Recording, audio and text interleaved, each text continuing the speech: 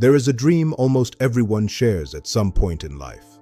You are stuck in traffic, inching forward on a crowded highway, or standing in a long airport security line, removing your shoes and placing your laptop into a gray plastic bin. In that moment, frustration builds, and a simple wish appears in your mind.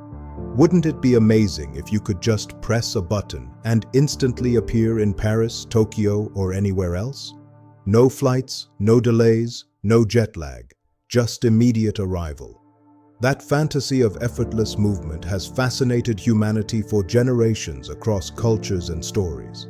Science fiction has fed this dream beautifully. In shows like Star Trek, characters step onto a glowing platform and vanish in a shimmer of light, only to reappear somewhere else seconds later. Beam me up sounds elegant, clean, and almost magical. There are no engines roaring, no turbulence, and no cramped seats. The process looks painless and precise. It feels like the ultimate freedom from physical limits. If technology could do that, travel would be transformed forever. The world would shrink to the size of a thought, and distance would no longer control our lives. However, nature is not impressed by our fantasies. The universe follows strict rules, and it keeps careful accounts. Physics does not allow shortcuts simply because we find them convenient. When scientists seriously examine what it would take to move a human being instantly from New York to Tokyo, the romantic idea begins to fall apart. The deeper you look into quantum mechanics, the stranger and more unsettling the truth becomes.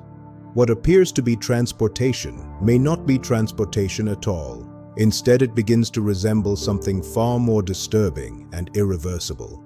The uncomfortable conclusion is this: a true transporter, built according to known physical laws, would not move you. It would destroy you and create a copy somewhere else. That sounds dramatic, but it is not meant as poetry. If you stepped into such a machine and pressed the button, your body would be taken apart at the most fundamental level. The person who appears at the destination would look identical to you. They would speak like you, think like you, and remember your life.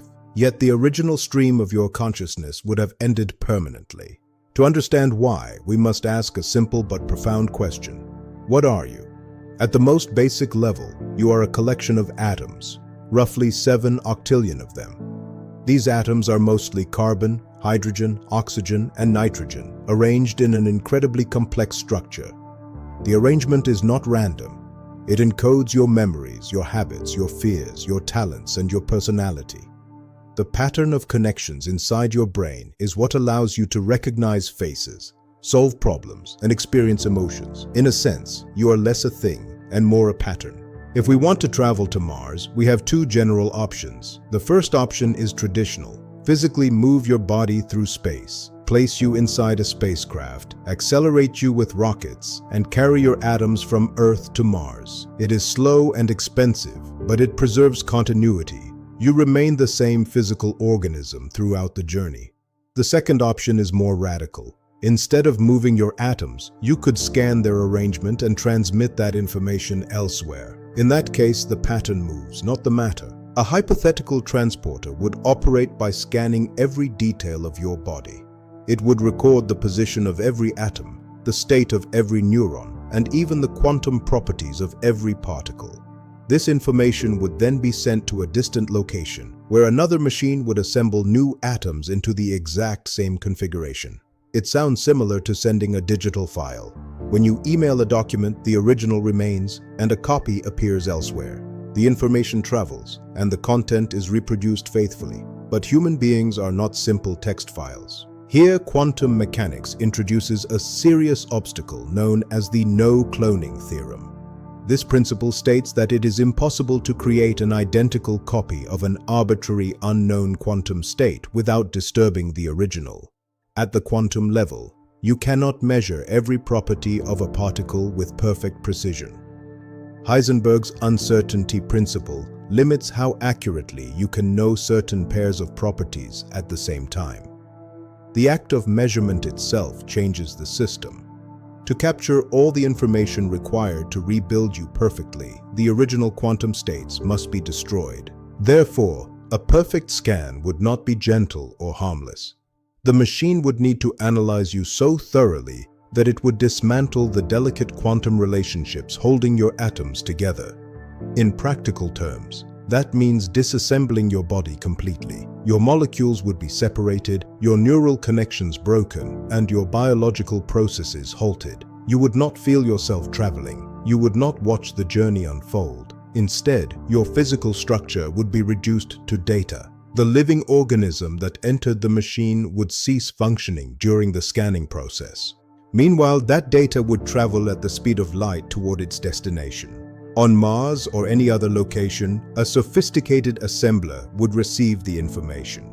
It would gather new atoms from local material and arrange them according to the transmitted blueprint. Gradually, a human body would take shape, identical in structure to the one that was scanned. The heart would begin beating, lungs would draw air, and neural circuits would activate. From the outside, it would look as though you had simply arrived instantly from Earth.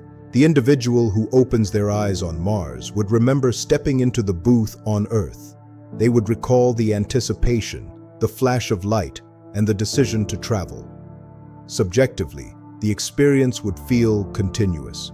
They would sincerely believe they are the same person who left Earth moments earlier. Friends and family would see no difference. Personality, voice, and mannerisms would all match perfectly. In every observable way, the copy would be indistinguishable from the original.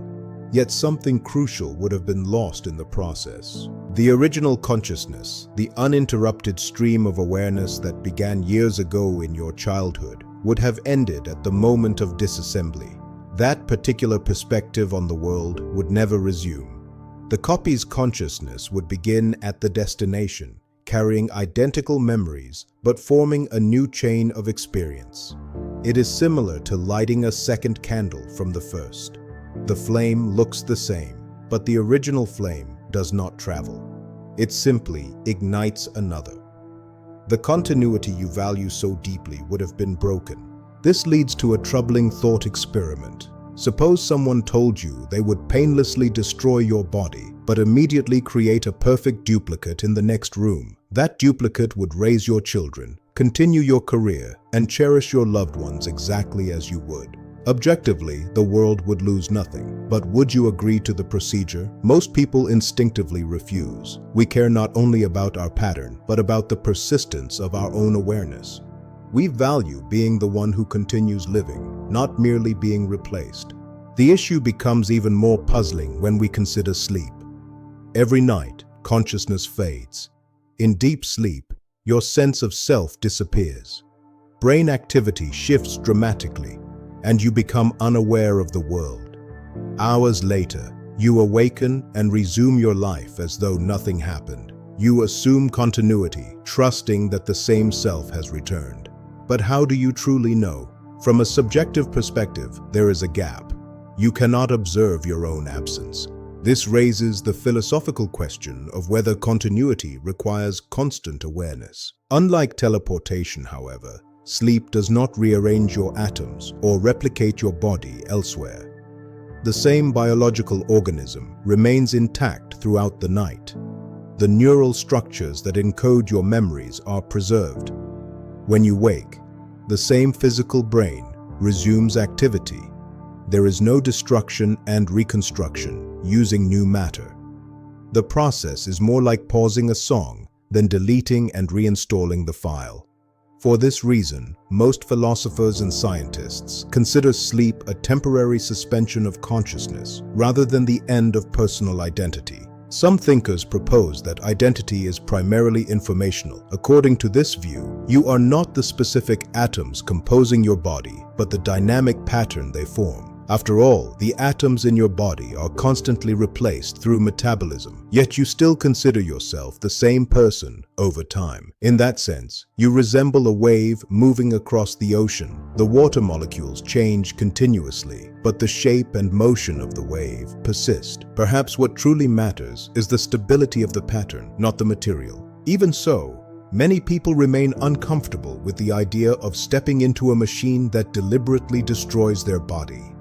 The possibility that your subjective experience would end, even if an identical successor appears elsewhere, feels like too high a price for convenience. A slower journey by rocket may be inconvenient, expensive, and physically demanding, but it preserves the continuity of your life.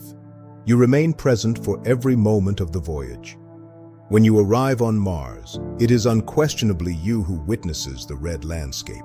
Ultimately, teleportation forces us to confront the deepest question of all: what is the self? Are we matter, information, or an unbroken thread of awareness? Physics suggests that perfect copying requires destruction. Philosophy asks whether survival depends on continuity or similarity.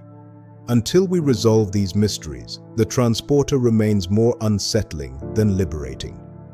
The most precious possession you have is your ongoing experience of being you. Saving time may not be worth risking that continuity. Some buttons promise miracles, but they may cost everything that truly matters.